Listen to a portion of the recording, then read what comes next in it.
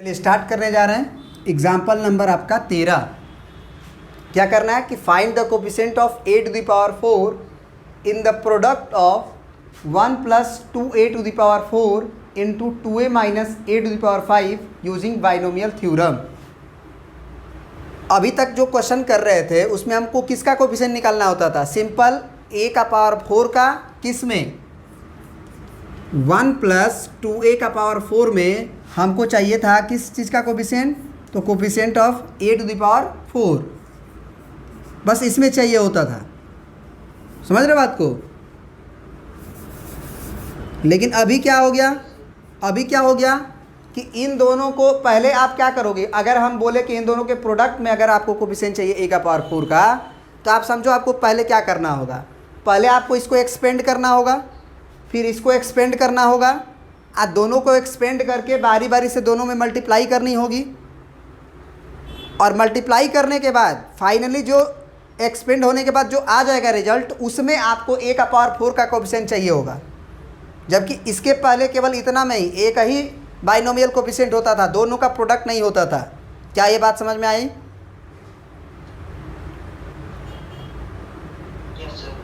तो अभी हम लोग कैसे करेंगे, थोड़ा सा एक ट्रिक्स वगैरह यूज करेंगे ताकि हमको एक्सपेंड ना करना पड़े, है ना।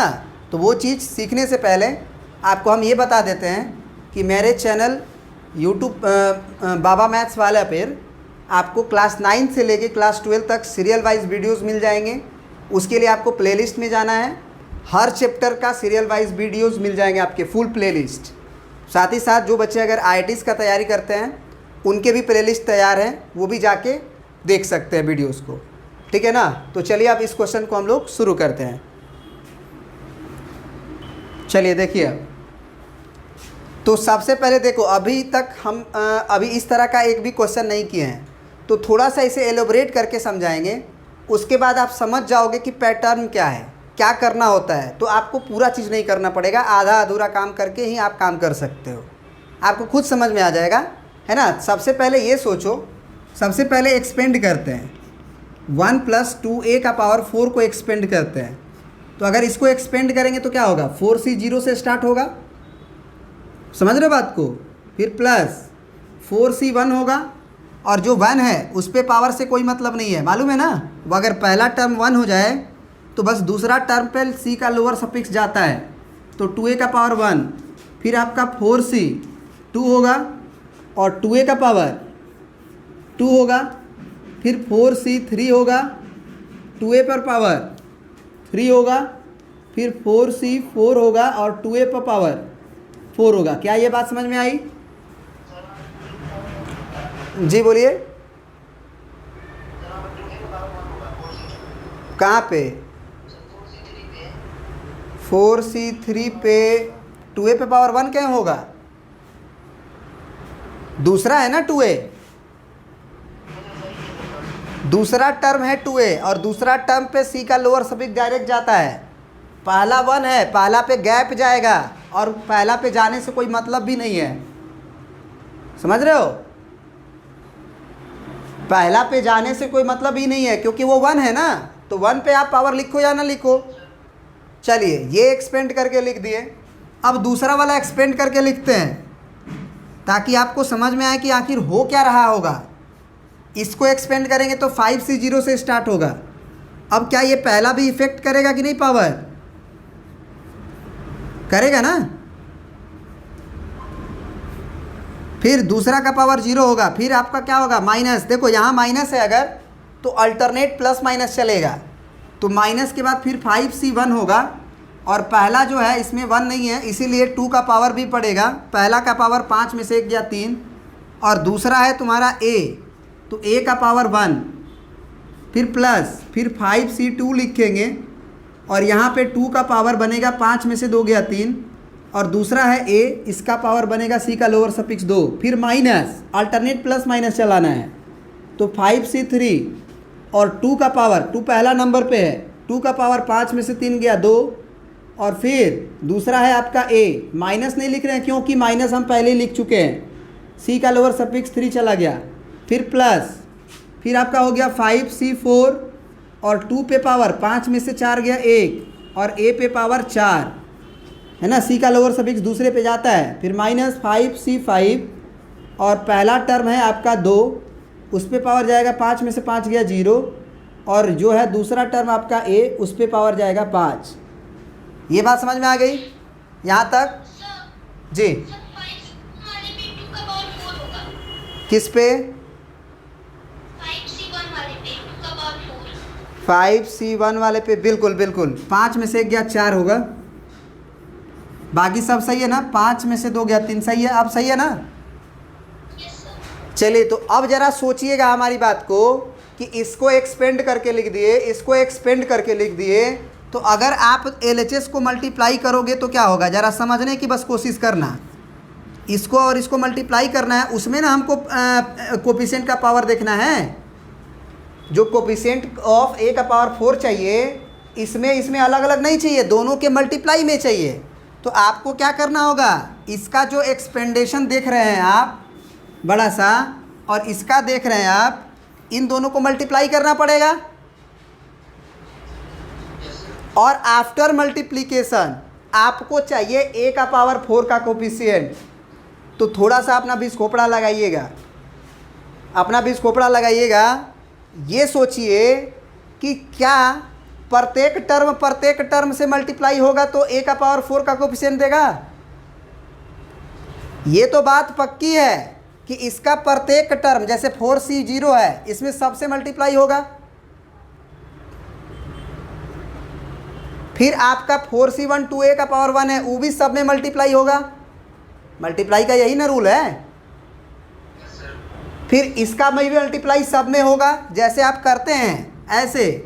अगर आप ये रहता है 2 + 3a, और यहाँ पे ब्रैकेट में अगर 5a² + 3a + 2 होता है मान के चलो, तो तुम 2 का मल्टीप्लाई सब में करते हो कि नहीं करते हो? फिर ये 3a का मल्टीप्लाई फिर सब में करते हो।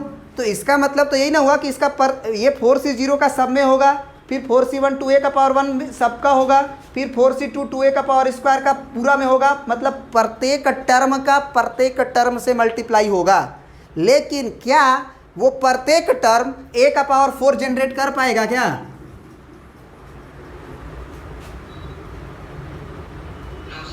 तो हम क्यों नहीं बस वही टर्म पे फोकस करें जो a का पावर 4 का कोफिशिएंट जनरेट करेगा। जैसे 4c0 में क्या a एक भी बार है? तो अगर हम बोलें कि ये कौन नंबर से मल्टीप्लाई होगा तो कोफिशिएंट देगा, बताओ?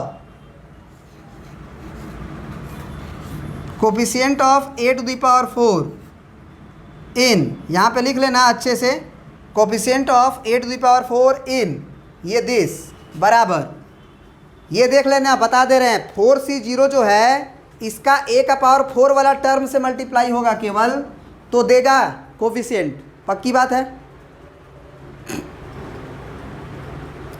4c0 अगर एक कांस्टेंट है तो a का पावर 4 वाला टर्म से मल्टीप्लाई होगा, वही ना देगा कोफिशिएंट।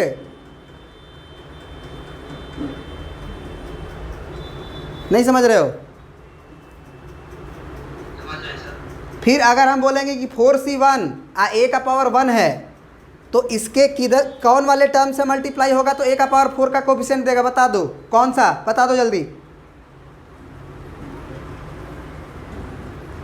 अगर हम a का पावर 1 लेके चल रहे हैं, कोफिशिएंट को छोड़ो, गोली मारो, a का पावर 1 को लेके चल रहे हैं, इसके कौन सा टर्म से मल्टीप्लाई होगा तो वो कोफिशिएंट देगा a का पावर 4 का? बोलो जल्दी। a³ वाले से, ये जो a का पावर 3 है, a का पावर 3 से a मल्टीप्लाई होगा, a का पावर 4 जनरेट नहीं कर लेगा? तो वो वाला टर्म लिखेंगे। फिर अगर हम बोले कि अगर ये a का स्क्वायर है, भले 2 दूना के 4a² हो, लेकिन a का स्क्वायर हो रहा है, तो इधर के कौन वाले टर्म से मल्टीप्लाई होगा? a² वाला से, मतलब 5c2 और 2³ a² से मल्टीप्लाई होगा तो दे देगा। फिर हम बोले कि बताओ ये a³ वाला टर्म किससे मल्टीप्लाई होगा तो देगा?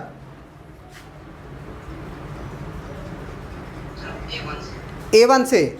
और फिर ये आपका डायरेक्ट a का पावर 4 है, तो ये किससे मल्टीप्लाई होगा तो देगा? कांस्टेंट नंबर से, क्योंकि उसे a का पावर 4 अगर आ गया है तो उसको अब कोई भी a का पावर नहीं चाहिए, वो केवल इससे मल्टीप्लाई होगा तो देगा। बात समझ में आ रही है? कभी भी सुनना ध्यान से, कभी भी अगर तुम a का स्क्वायर अगर ले रहे हो तो a का स्क्वायर भले सब में मल्टीप्लाई होगा, इसमें भी, इसमें भी, इसमें भी, इसमें भी, सब में होगा, लेकिन a का पावर 4 केवल a का स्क्वायर में मल्टीप्लाई होगा तभी देगा। अगर a का पावर 2 इसमें मल्टीप्लाई होगा तो वो a का पावर 5 देगा, और a का पावर 5 का कोफिशिएंट हमें नहीं चाहिए। फिर अगर हम बोले कि अगर a का स्क्वायर अगर a का पावर 5 से गुना करेगा तो a का पावर दे देगा 5 2 7, वो हमें नहीं चाहिए, क्योंकि हमें a का पावर 4 चाहिए केवल। तो ये केवल दिमाग में तो बैठ गया ना कि अब कौन कौन सा बस लिखना है। तो आप जरा जल्दी जल्दी बता दीजिए, यहाँ से 4C0 उठाएंगे तो उधर किस में गुना करें? ये सॉरी 4 वाला काहे कि इसमें कौन ए नहीं है, तो हो जाएगा 5C 4 2 का पावर 1 a का पावर 4। क्या a का पावर 4 लिखने की ज़रूरत है हमको अगर कोफिशिएंट लिखना है? तो हमको तो केवल कोफिशिएंट चाहिए ना a का पावर 4 का, तो a का पावर 4 थोड़ी लिखेंगे। बात समझ में आ रही है? तो ये हो गया तुम्हारा a का पावर 4 वाला गुना होके। फिर अगर हम ये वाला पकड़ लिए 4C1 प्लस लिखेंगे, बीच में प्लस है ना तो प्लस लिखेंगे, प्लस 4C1 और 2 का पावर 1, a का पावर 1 नहीं लिखेंगे क्योंकि हमको कोफिशिएंट चाहिए a का पावर 4 का। तो 4C1 इंटू 2 का पावर 1, और इधर किससे मल्टीप्लाई होगा तो मिलेगा बता दो? a का पावर 1 है तो 3 वाला से, तो गुना ना होगा, एक्चुअली इसका गुना ना होगा, तो गुना में हम लिखेंगे क्या? -5C3 और 2 का पावर 2। अब इसका किसी टर्म से मल्टीप्लाई करके कर लोगे क्या a का पावर 4 जनरेट? a का पावर 3 से कर लिए क्या? और किसी से कर लोगे क्या जनरेट? नहीं कर पाओगे ना, तो वो मेरे लिए फालतू है, क्योंकि हमें तो a का पावर 4 का कोफिशिएंट चाहिए। समझ रहे बात को? चलिए अब आते हैं नेक्स्ट।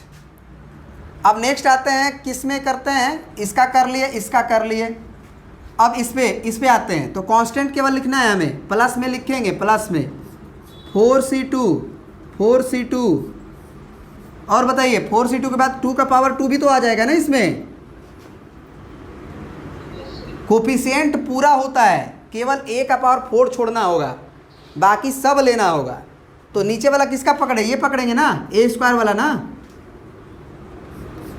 तो प्लस में क्या है? 5C2 2 का पावर 3 और a पे बस पावर है तो कोई दिक्कत नहीं है, चलेगा।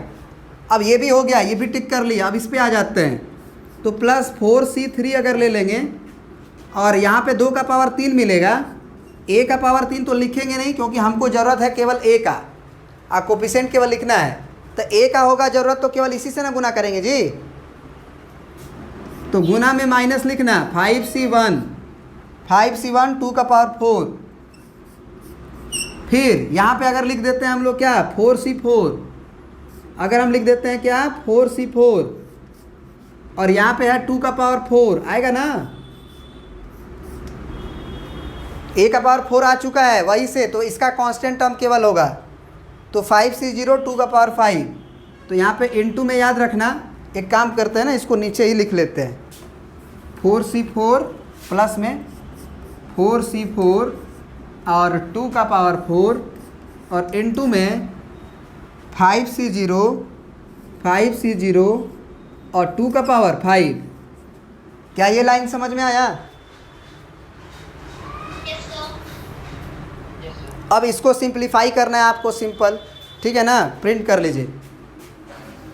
चलिए तो इतना पहले प्रिंट करिए, फिर आगे बताते हैं।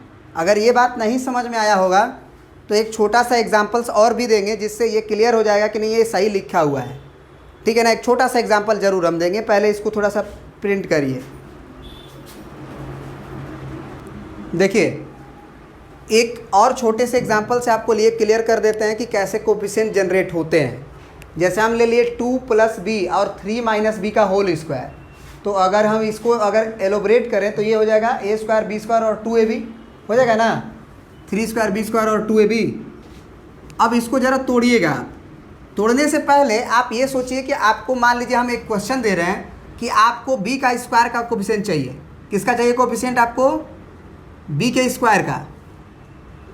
क्लियर है? मतलब कोफिशिएंट ऑफ b² चाहिए, इसमें कोफिशिएंट ऑफ b²।